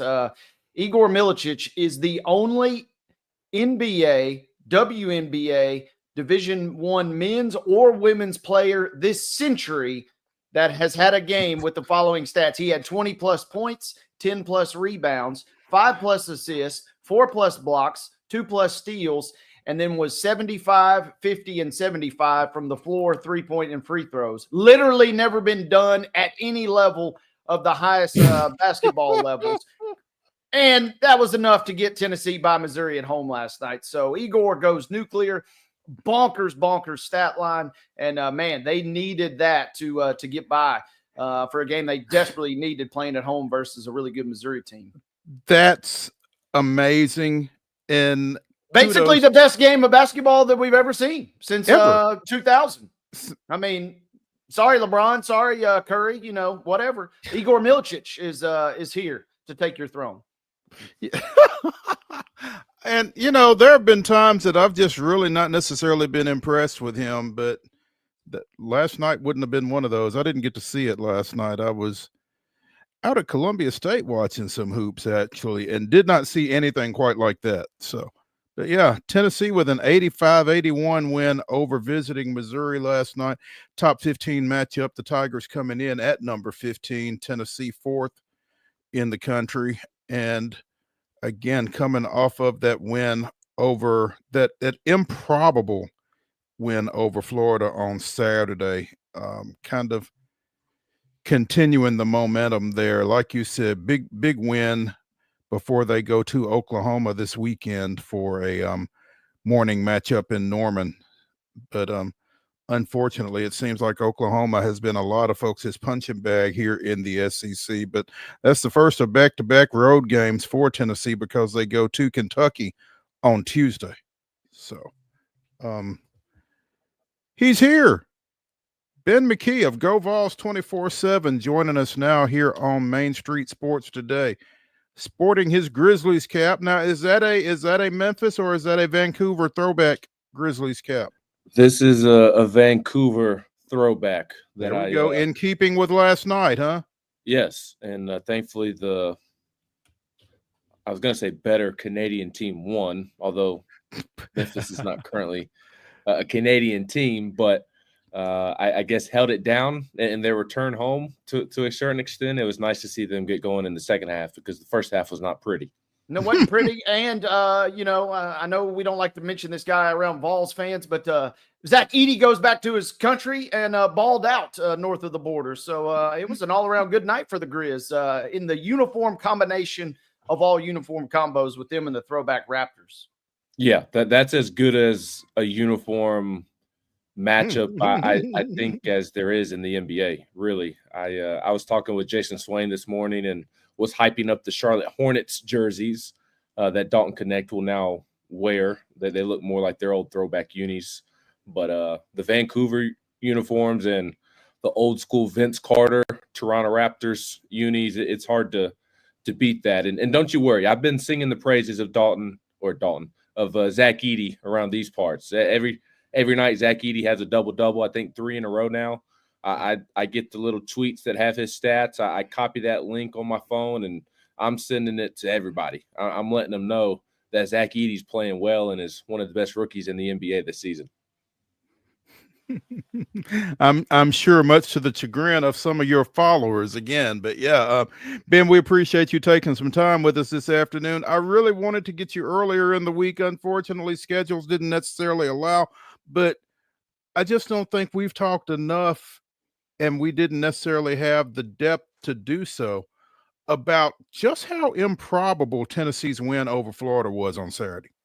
Yeah, it was improbable. That's the correct word to use. And it's funny because the game before that Tennessee lost, that was an improbable win for Kentucky.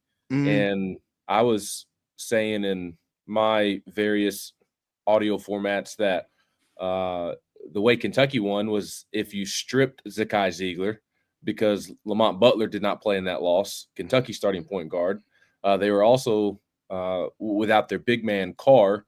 They were down 2 starters at the point guard and at the 4, and it was like Tennessee going in without Zakai Ziegler and Igor into Rupp Arena and winning, and then lo and behold, Tennessee had to do that at home against a top 5 team in college basketball. And it is improbable, but if there's any team in the country that can pull it off, it's this program. I mean, that was a program-defining win. If you look up Tennessee basketball in the dictionary under Rick Barnes, the highlight of that win on Saturday is right there. And I love the message from Jemai Mashak and Rick Barnes throughout that we have enough. Zakai was questionable. They thought Igor was going to play. I mean, it came down to the last 15, 20 minutes in which he was really ruled out. I mean, he was in the locker room getting an IV during warmups because of the stomach bug. He was doing everything he could to play. But my point is that they were very questionable and they didn't know if they were going to play. And so the message was like, hey, we still have enough, even if they don't. And that certainly came to fruition. I thought it was a great program-defining win. Rick Barnes called it one of the best wins at Tennessee in the regular season that program has had. And I agree with him. Just the ability for guys to step up. And Jordan Gainey was phenomenal running point guard with Zakai sideline. Everybody stepped up. Everybody that played had an impact in that basketball game. And it was great to see. And I think because guys were forced to play roles that they're not used to, or Rick maybe won't allow them to, he had no choice but to play them in different roles. I think that's going to help this team long term. You know, the folks that I was communicating with Saturday, again, I was on another assignment and couldn't really watch the game, but texting folks, trying to keep up with the score, talking to folks at the state wrestling duels, we kind of came to that same conclusion, Ben. Of course they win this ball game. Yeah. Under these conditions. Right. You gotta love sports, right? Like Tennessee, 11 of 45 from 3 against Kentucky last Tuesday night. And then last night against Missouri, they're 10 of 15, 67%. It's just everybody likes to get on to Rick about his offense. And I get it. Like, it's not the most innovative. It's not the best offensive system in the country, but it's not as archaic as people make it out to be. He has adjusted by trying to add shooters the last couple of years. Look what he's done in the portal with Gainey and Dalton last year. And then this past offseason, Igor, Chaz, they both can obviously really shoot it. D-Stone had great shooting numbers last year at Hofstra. I mean, if I remember correctly, he shot around 40% from 3, which is a heck of a number. And he did so taking a ton of threes. I mean, as we've seen, he's not afraid to let it fly here at Tennessee. He was allowed to certainly let it fly at Hofstra, and he shot it at a high percentage. So shooting can be very fickle. That's kind of been Rick's message the last couple of weeks. Last night, he flat out said, like, if I could coach shooting, if I could control shots being made, I would coach till I'm 110 if I could live that long. And it's not that cut and dry. It's not that black or white. Your roster construction needs to be good in the sense of you are identifying shooters and adding shooters. And I just said I think they've done a good job through the portal. They could probably do a better job through the high school ranks. The last 2 recruiting classes, they're 3 signees up until this point. They're all viewed as defensive first guys. And so they could add guys who are more offensive centric maybe and work on their defense a little more when they get here, rather than the reverse, which has been the case. But everybody likes to pick on Rick about the offense, but the point that I'm getting to is that shooting can truly be hot or cold. One night you can have it, the next night you can. It's just kind of the nature of the sport. One thing I'm curious about, Ben, is first half for sure. I mean, the numbers have kind of just bore themselves out the last couple of games in particular. But it seems like in the second half, the offense, some nights marginally better, but on a few occasions, especially last night and obviously versus Florida, it's been dramatically better. Is there anything you can pinpoint that to, whether it's an issue in the first half or just making good adjustments at halftime for a better second? I think it's a little bit of both. I mean, Rick talked in his postgame last night about how they made adjustments. He did not specify which adjustments were made that allowed them to score 57 points the second half, but they met for 15 minutes in the locker room at halftime, and he had 4 minutes worth of cut-ups to show them from the first half. And he was not happy after the game last night. He was very upset. He talked about how in the first half, what they talked about in practice the day before, the game plan, the scouting report, guys were not following it on both ends of the floor, and that led to some mistakes. And that's the quickest way to upset Rick Barnes. And he was not happy with the shots missed around the rim. For those who think he's only defensive minded, he was not pleased with the defense because they were not fulfilling their responsibilities that they discussed in shoot around and the day before. But he was also very upset with the missed shots around the rim. He was in a better mood after they lost at Auburn than he was last night when they beat a top 15 Missouri team. That in the first half, I was watching that game and I was thinking to myself, I think Missouri might just be better than Tennessee. And then Tennessee was able to make some adjustments at halftime and find more offense. Now, Rick didn't specify the adjustments that were made, but I didn't need him to tell me that Jemai Mashack sat on the bench in the second half and only played 3 minutes. And he will speak to the media tomorrow morning. And I plan on asking if somebody doesn't beat me to the punch, why did Jemai play 3 minutes? Is he dealing with an injury? The hand and fingers have kind of been an issue for him this season. Did that pop up again? Or did they go to a more offensive-minded lineup? Because what was on the court was a more offensive-minded lineup with Jordan Gainey in place of Jemai, with Chaz, Igor, Felix, and Zakai, and they scored 57 points and played really well on the offensive end. So it's a little bit of everything. In-game adjustments, the coaching staff obviously did a great job with that last night, but it seems like they went to a more offensive-centric lineup in that second half, especially with the way the defense wasn't as locked in as it typically is. So maybe because they felt like, okay, well, our number one defense isn't playing like the number one defense. We need more offense tonight. let's sit our defensive guys on the bench. And for everything Jamai does give you defensively, the offense is lacking on his part. And I mean, there's really no way around that. So it could be as simple as we need more scoring. I think it was last night. I think when Rick is asked tomorrow, I think that's what he will say. And Jamai didn't seem to have his best stuff last night. He missed some shots around the rim. He fouled a three-point shooter yet again. And it was kind of after he fouled the three-point shooter that we didn't see much. So I think with some missed bunnies, the foul of the three-point shooter, which that might have been early in the second half. I can't remember if that was late in the first half or early in the second half, but that seemed like it pretty much ended his night. So he didn't have his A game, which every player is going to have a tough game, a rough night. I think he's been better offensively the last couple of games.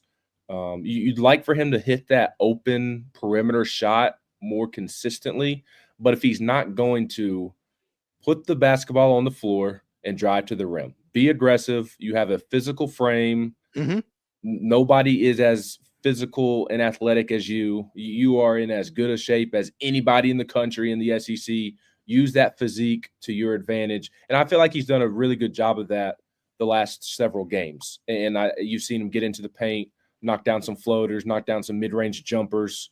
So I do feel like he's been better on that end, but last night just didn't have his best stuff. And I would chalk that up as to just an off night for him. He's a critical piece, and Tennessee's going to need him in the long run. I liked what he did against Florida on Saturday. Mm-hmm. Not only in the previous games, it was like he was content with just getting into the paint. Against Florida, it seemed like he advanced that mindset and was like, no, I'm not going to settle for finishing in the paint. I'm going to use this strength and athleticism to finish at the rim and challenge guys. I thought he did a great job of that against Florida, and Tennessee's going to need more of that from him going forward. Ben McKee of Go Vols 24/7 joining us here on Main Street Sports today, presented by the Tennessee Orthopedic Alliance of Columbia. With last night's win, coming behind that Florida win, Tennessee suddenly got a chance to build up a little momentum. They go to Oklahoma this weekend before they get Kentucky in Lexington. So be nice to go out there and take care of business in Norman against a team that everybody seems to take care of business against for the most part. Yeah, they've been a bit better at home. It's kind of been a tale of two teams for Oklahoma. They were in the top 25 for basically all of the first half of the season. They were one of the last teams to get beaten, right? Yeah, it was Tennessee, Florida, and Oklahoma. And Florida, if I'm not mistaken. Yeah. And maybe like Drake or some random school like that. But Oklahoma they've been better at home than they have been on the road. And this is a noon start Eastern time, 11 local time. So I think Tennessee's maturity and Tennessee's leadership is really going to be tested this weekend. It's a quick turnaround, playing on Wednesday night. Oklahoma got blown out at Auburn on Tuesday night, so they've got a day up on Tennessee from a rest standpoint, from a game plan standpoint. But it's still a game that Tennessee should obviously handle business. They're the better team. It is on the road, early start time. Again, the maturity, the leadership, I think is going to really be tested in this one. And Jeremiah Fears, Oklahoma's point guard, is somebody Tennessee recruited. He's likely going to be a first-round pick. Like, he's a problem. You don't want him to get going. It's very much like the Texas game at the start of SEC play. Just it's earlier in the day, but they had the Trey Johnson kid that is phenomenal, one and done. And he kind of got going, and then the water shut off with 6 minutes or so to go in the first half or second half into the game, and Tennessee took control of it from there. So you don't want to allow Jeremiah Fears to get going. You don't want to allow them to get comfortable at home with an early start. And again, I think Tennessee will handle the quick turnaround fine, but I do think that the maturity and the leadership will really be tested these next 24 to 48 hours.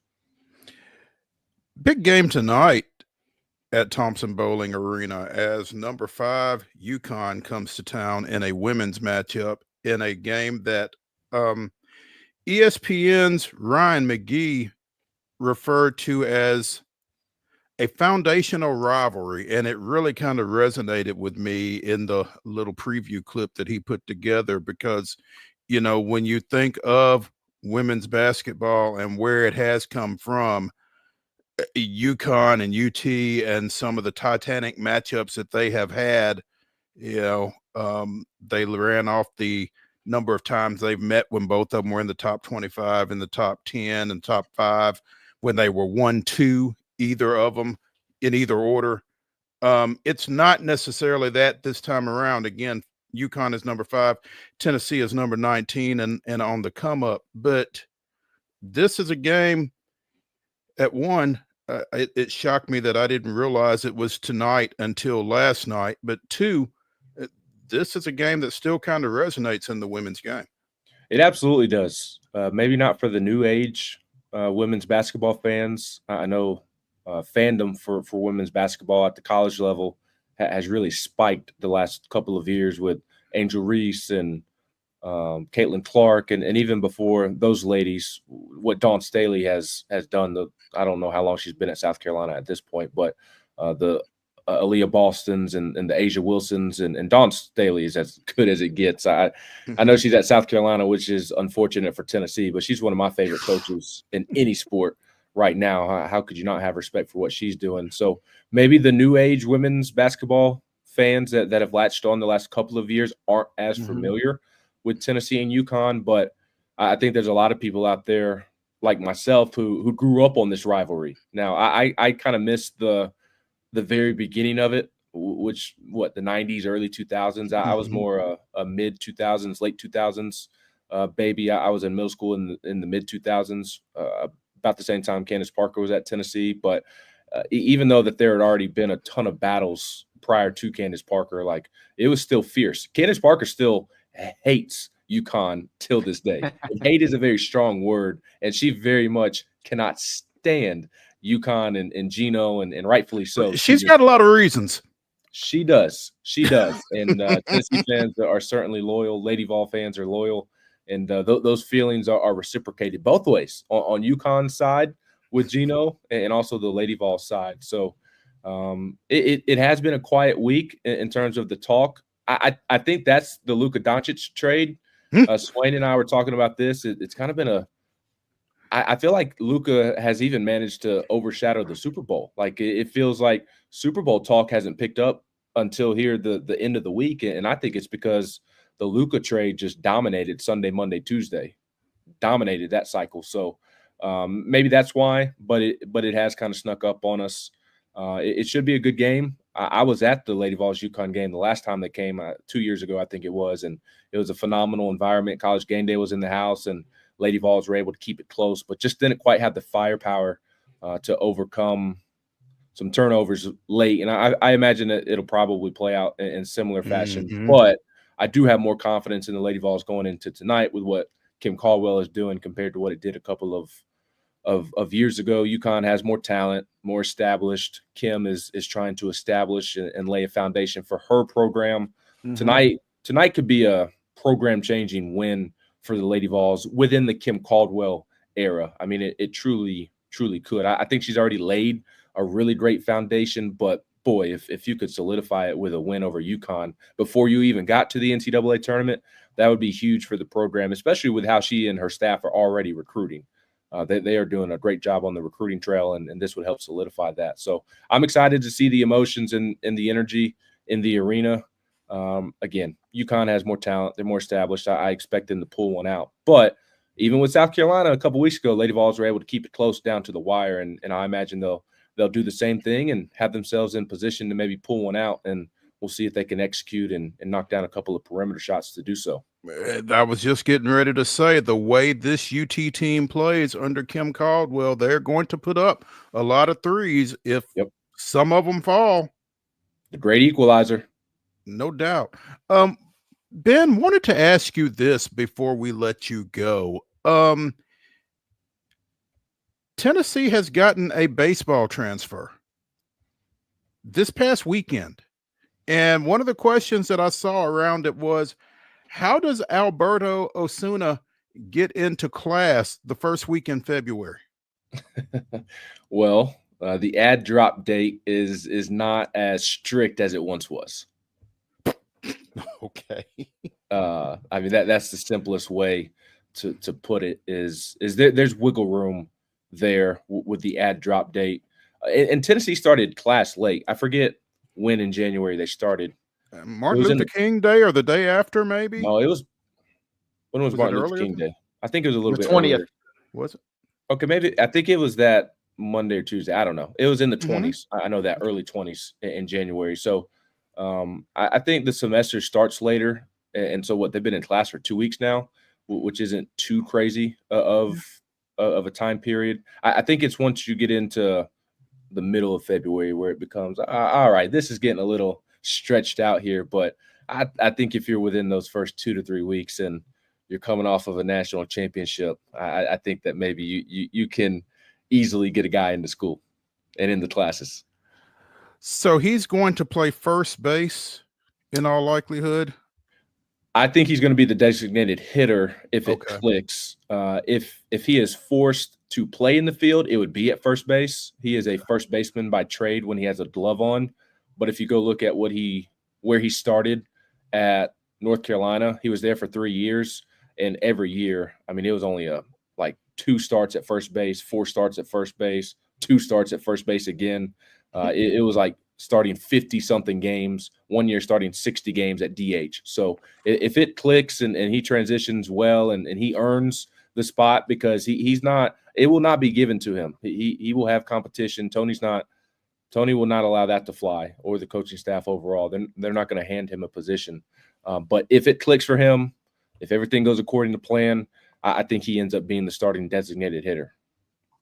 Unless just one of those – they don't have a natural first baseman on the roster. Alberto is the natural first baseman on the roster, even though he hasn't played it a ton. So if like a Dalton Bargo, who I think is the front runner to be the starting first baseman, he's an ultra utility man. I saw him in left field this week. I saw him at first. I saw him catching. He could play third base. He could play right field, second base. Dalton could play everywhere.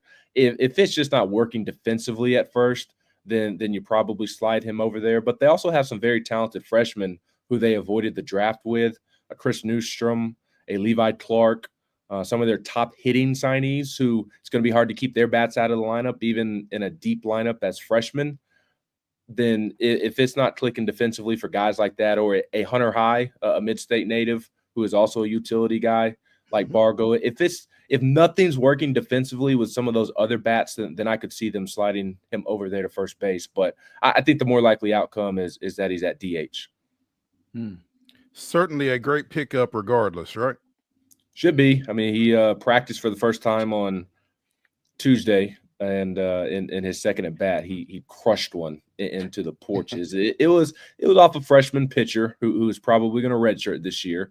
But still, I thought what was interesting about that, I posted the video on my social media feed on Twitter, on X, whatever it's called, on Tuesday. And I had buddies text me and be like, the reaction from the dugout was cool. And that was something I noticed right away, is that both dugouts were very loud when he made contact. And I thought that was a good sign of the team embracing him. Yeah, good for morale and vibes, if nothing else, it sounds like. Yeah, and they have a very mature program. That was my biggest question, is like, okay, what's this going to do for the locker room? Will it mess up the team morale, the team chemistry that's been built since August? And it sounds like, from my understanding, that Tony ran it by the captains, some of the assistant coaches who used to play for him. Like he was very careful about making this decision, because he values culture and leadership so much that he just didn't. Oh yeah, sure, come on, why not? He was very thorough in making this decision. And there were several players. I don't know if they were players, but there were several people within the program who vouched for Alberto the person as well, and I think that really resonated. He was at Walter State a couple of years ago before he went to North Carolina, so there's some familiarity with some players like Kobe Backus, who he was teammates with. So there were people in the program who vouched for him as a person, and I think that allowed Tony to feel comfortable, on top of trusting your Hunter Insleys and your Dean Curleys to lead this team. He felt good about making the move. Season opens next Friday with a 3-game series, Friday, Saturday, Sunday, February 14th, 15th, and 16th against Hofstra. Hard to believe baseball is here, but certainly want to pick your brain on some more from the defending national champion, University of Tennessee Vols, but we will need to do that on another visit, Ben. So if we can get you back, that'd be great. Let's do it. Look forward to talking to you. Ben McKee, Go Vols 24/7, joining us here on Main Street Sports today, presented by the Tennessee Orthopedic Alliance of Columbia. Ben, we appreciate it as always. Appreciate y'all. Happy to join anytime. Y'all have a great weekend.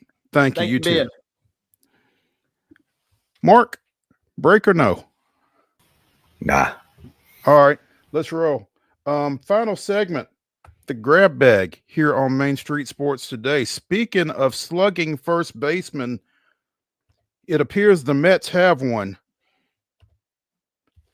Meet the new first baseman, same as the old first baseman. Pete Alonso and the Mets agreed to a 2-year, $54 million deal, apparently, much to the consternation of the rest of the NL East.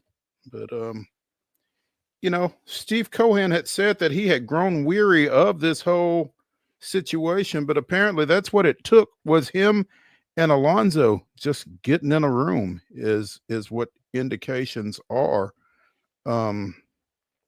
And I guess there wasn't the market out there for Alonso that maybe he and his people expected. So the polar bear is back. Again, 226 home runs since making his major league debut in 2019. The only guy with more over that stretch is Aaron Judge with 232. And I would imagine Soto and he will make a nice little combination at 3 and 4 in their lineup. Yeah, gonna provide a little pop. His production has kind of gone downhill the last 3 seasons. So I'm wondering too, you know, if that doesn't come into factor, you know, maybe the Mets were really the only team that was going to give him the kind of salary that he perhaps was looking for, kind of a little bit of a hometown deal, if you will. Seems like the Giants, maybe even the Jays, had kind of, you know, tossed their name in the hat a little bit.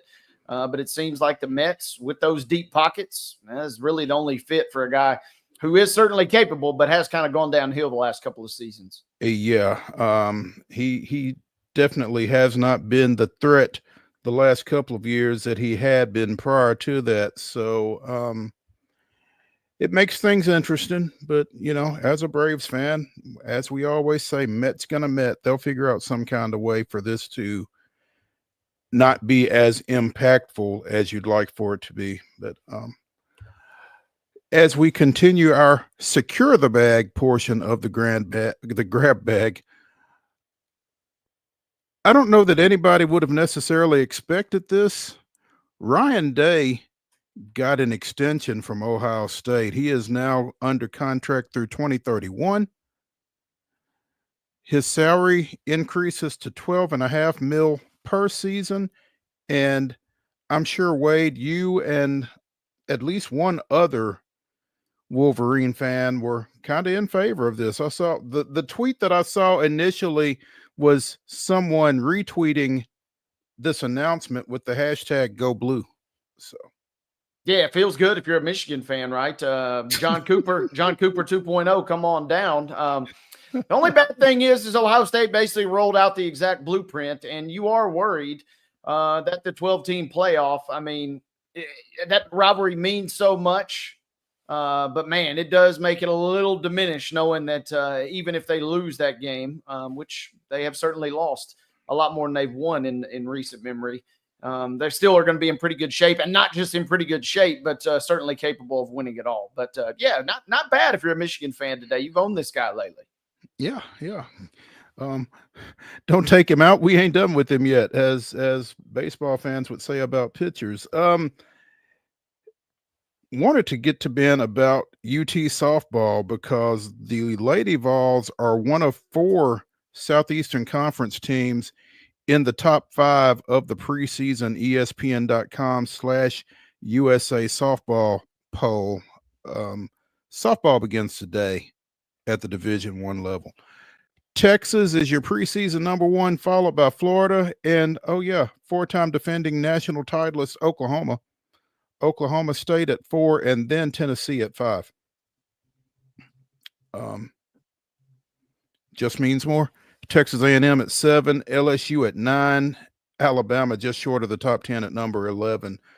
Again, this addition of Texas and Oklahoma to the Southeastern Conference was not just a football move. Well, I would say it was definitely a football move, but everybody else is going to benefit, right? They're glad to have them in there because, you are loaded. And baseball will kind of be in a little bit of the sense as well if Texas can kind of really get things rolling again. But, massive representation for the SEC. Got to give a quick shout out to our Titans colleague, Katie Mosley. She was a former Georgia Bulldog softball manager. She was dialed into the game today. All they did, Mo, is just sweep NC State 9-0. Pretty easy pedestrian performance for Georgia, number 14 in this poll. So the SEC going to have a ton of flavor when it comes to the small diamond this year. No doubt. Again, 4 of the top 5 in this poll, 6 of the top 10, and then Alabama, Arkansas, Georgia, Missouri, and Mississippi State down here tied for 24th. So, it's, as we have said so much about men's basketball and women's basketball, I mean, it's going to be a battle every night out or every weekend on the small diamond, like you said. Going to be fun to watch. Some sad news to report. Bears owner and daughter of founder George Halas, Virginia McCaskey, passed away earlier today at the age of 102. I'm not sure how active she was with the franchise at this point, but again, Coach Halas's daughter and referred to as the matriarch of the Bears, I guess for obvious reasons. One of the few women in the ownership ranks of the National Football League passes away. 102 years old, man. That's hard to imagine. Yeah, long life and sad obviously for her and her family. And the Bears, that's going to be an interesting situation because it felt like the fan base had really kind of groaned at the leadership, almost just a lack of forward thinking.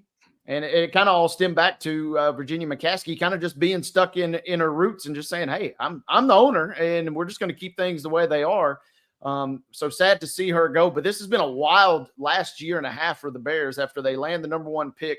And now they got Ben Johnson. It will be interesting to see as they kind of move along, and they're still, they still keep chattering about a new stadium as well. So a lot to be potentially determined under some new, at least direct ownership going forward. It's tough to imagine the Bears not playing at Soldier Field, though. Pretty wild. Virginia Halas McCaskey, the matriarch of the Chicago Bears and daughter of George Halas, the founder of the NFL, leaves a legacy of class, dignity, and humanity, said Roger Goodell in a statement. Faith, family, and football in that order were her North Stars, and she lived by the simple adage to always do the right thing. The Bears that our father started meant the world to her, and he would be proud of the way she continued the family business with such dedication and passion. So, again, Virginia McCaskey has died at the age of 102, and our thoughts to her family and to the Chicago Bears and the NFL community. That's going to do it for the Throwback Thursday edition of Main Street Sports Today, presented by the Tennessee Orthopedic Alliance of Columbia. Come back tomorrow at 2 o'clock. We will be joined by Mark Reeves of the TSSAA and Jim Derry of the Datitude podcast.